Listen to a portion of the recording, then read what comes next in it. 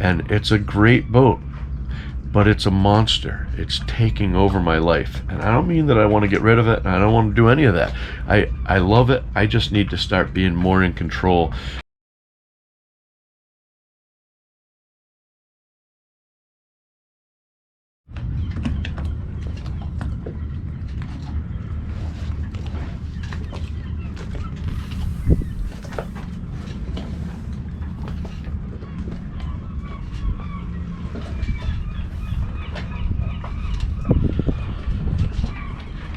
One of my friends used to say, we want with our heart and we need with our stomach.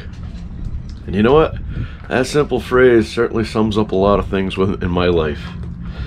So I got home, well, today is Friday morning, very early. And I got home Wednesday night. Or I mean, when I say home, I got back to Crystalita's house in Brooklyn. And I had big plans of taking Paquita up north and spending most of my hitch up in Maine. And there's a couple problems with that. First of all, the weather wasn't working out for that. Another problem is that I have been living beyond my means recently, it seems. I shouldn't say recently, for most of my life. Anyway, and on the way yesterday when we were driving from New York up to Connecticut, the office called and asked me if I could fill in for a week. And so that was definitely help out my one problem. And then another problem is that I have a friend that was going to go sailing with me, and then it turns out he has to have a procedure, and he's extremely dear to me, and I want to be around and be there for him and help out that I can. The boat has a lot of stuff that needs to get done, and that's what we're going to try to start talking about and start doing. It's kind of fun how things work out. So since I said that I'm not going to go north and I'm going to do this, I started talking to our marina, and our marina has a small travel lift, and he was saying that I could go to another marina and they could probably pull me out and get what we call a short haul. That's where they leave you in the straps, where they clean off the boat. So the boat's been in the water for a long time. It's funny, a lot of people will say, oh, I had to get 2 years out of my bottom paint, but those are really 2 seasons. Paquita's been in the water. The last time she came out was 2 Mays ago. So they painted her, and she's been in the water ever since. And I'm seeing all kinds of barnacles. This is a real rich, the water here has a lot of nutrients in it, I think, because things are really growing here. So that's, I'm really bumming out about that. I'm also bumming out because I need to find a place to do what we call a bottom job, where I get some, you know, we'd say soda blasting, but I think they actually are using a different kind of bottom medium to spray. I think it's glass, and they put, you know, beads of glass with water, and to take 20 years of stuff off there. Well, anyway, I'm dragging this on. I'm sorry, man. I'm only one cup of coffee in this morning. Anyway, the guys at my marina said, hey, we could take your backstays off and we can haul you right here. And I said, that's great. So the idea is that Monday, it's Friday now, Monday morning, we have to go in at a high tide because they don't have a lot of water there. But we'll get in there at high tide. They'll haul us out, and they'll pressure wash us, and then hopefully there won't be many barnacles, but I think there's a lot. But anyway, I'll be scraping all the barnacles down and really kind of have a good inspection for everything else. They even said that while it's there, they might have some leftover blue paint, and they could touch up places around the, you know, generally the AF that is subject to grow the most stuff is closer to the water line where the light gets, because obviously the algae and stuff needs to photosynthesize. So I started thinking to myself, this might hold me over for a year. I mean, or, you know, just a season anyway. At least I can put this stuff on. So if I run the boat down south, at least I won't run with a very hairy bottom. And right now, I've been having this thought of taking the boat and putting it on the hard here in Connecticut over the winter. There's a couple problems with that. The first problem that I have with that is that it requires me to winterize the boat, and that's usually not a big deal, but there's a couple things that are different for me. There are things that I'm concerned with, not the least of which is that I've never done that before. But there's also the problems that we've got all kinds of systems. We've got fresh water everywhere. We've got salt water forward, salt water back, and the salt water is for washdown pumps. Then we've got the whole where the sea strainer comes in. We've got the whole distribution of salt water there to the heads and to the main engine, and then also to the saltwater washdown pump, and then we also have the other seacock that takes water in for the generator. We have to do all that, and man, if I mess up one of those, it's going to be really, really bad. And then another problem that I have, and if you guys have any thoughts about this, I'd really appreciate it. Let me know in the comments. So I have a 250-gallon water tank, and it's such that the pickup probably leaves X amount of gallons in the bottom. I don't really know how many, but I'd probably guess 20 or 10 or 20 gallons of water, because it's a big tank, and it would be nice if it sucked it all up, but I don't believe that's the case. Anyway, if I use the pink antifreeze and blow that through everything, first of all, as my buddy Sput over at Damage Control Sailing, by the way, if you haven't seen that, you should really see his channel. He's developing his channel, and it's really hard not to watch him. But anyway, he didn't use pink antifreeze in his system for the same reason that I'm reluctant to do that, and that's that we would have to use like a ton of the antifreeze, because not only do we have so many systems to blow all around the boat, and I mean the hot water heater is an 11-gallon hot water heater, so you'd have to fill that up before it would start coming out the hot water lines everywhere else. Then you'd also have the 10 or 15 gallons in the water tank itself, and then lines going to the forward head, lines going to the back head, lines come back here to the cockpit. I mean, everywhere. So it would be a ton of pink stuff.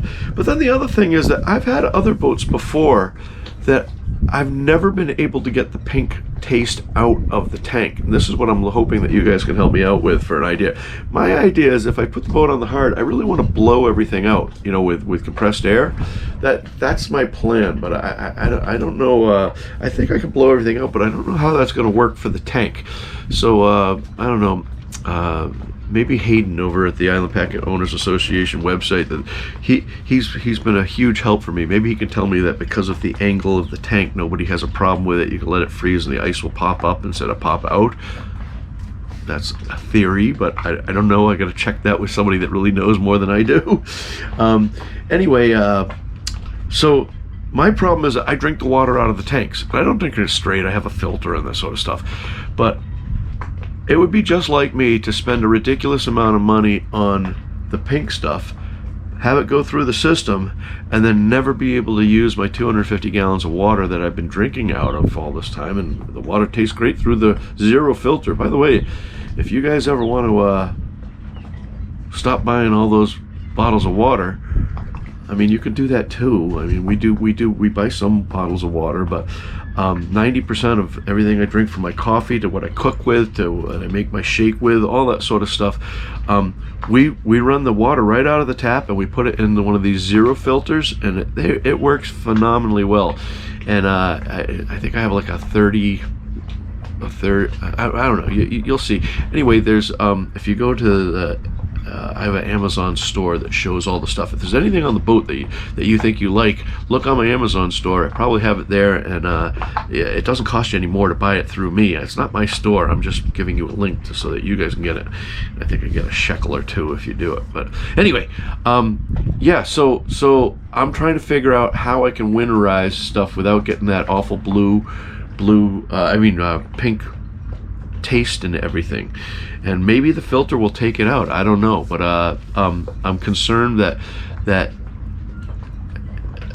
especially because I don't know that I'll be able to drain the tank completely to get all of everything out. So let me know if you guys have any thoughts about that.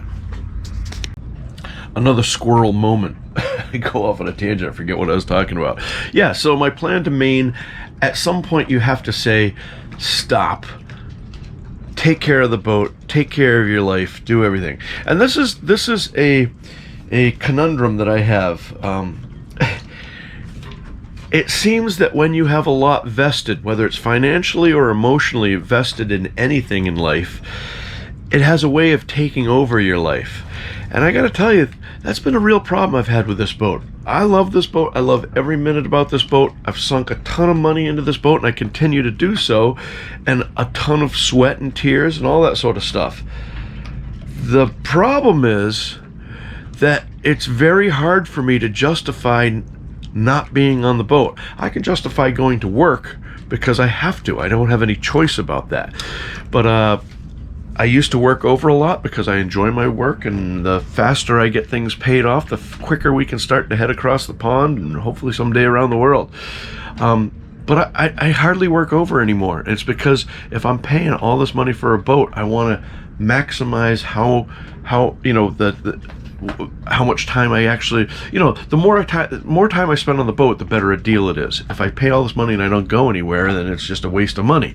So that thinking has really, I'm being completely honest, has really screwed up my life. I have my grandmother's house in Puerto Rico. Since I've bought this boat, I've let that house just go.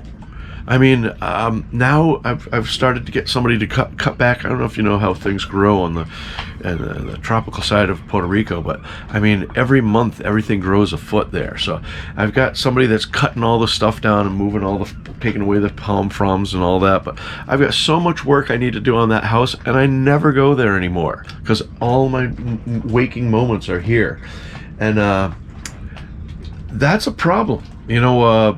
I finally put my foot down, and a bunch of us are going to Spain in October. I've been to Spain a whole bunch of times. My grandmother, who's the boat is named after, Paquita, used to live on the Costa del Sol, and I went to school in Madrid, and so a bunch of us are going over to Madrid for a few days. But that's one of the times I'm stepping away from the boat. And so what I'm trying, it's funny, you know, God, I hope you guys don't mind me telling these sea stories. But you know, everyone says, "Stop filming you. We don't want to see you." Well, I'm not really sailing right now. But anyway, there's a guy, an old tugboat captain who has his own tugboat and does all kinds of work. I love him to death. He's been great to my family. He's been great to me.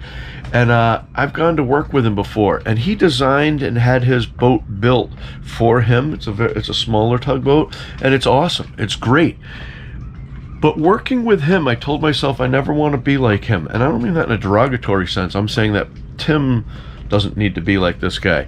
And not that he's doing anything wrong. It's just not the style that I want. He is so emotionally invested in his boat that he can't even sleep. He can't even let anyone run the boat.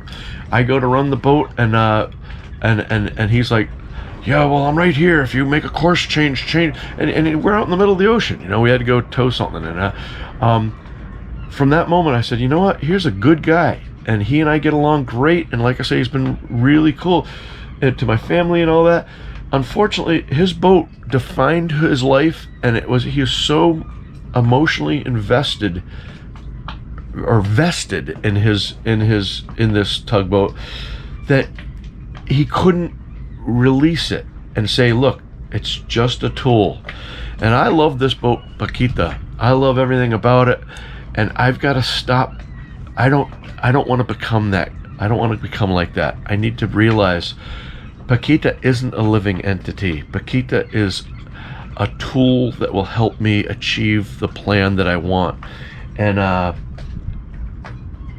if that means that I'm spending the money and it stays on the mooring for a month while I work extra or go see my dad, hang out with my friends, or hang out with Cristalida's family, so be it.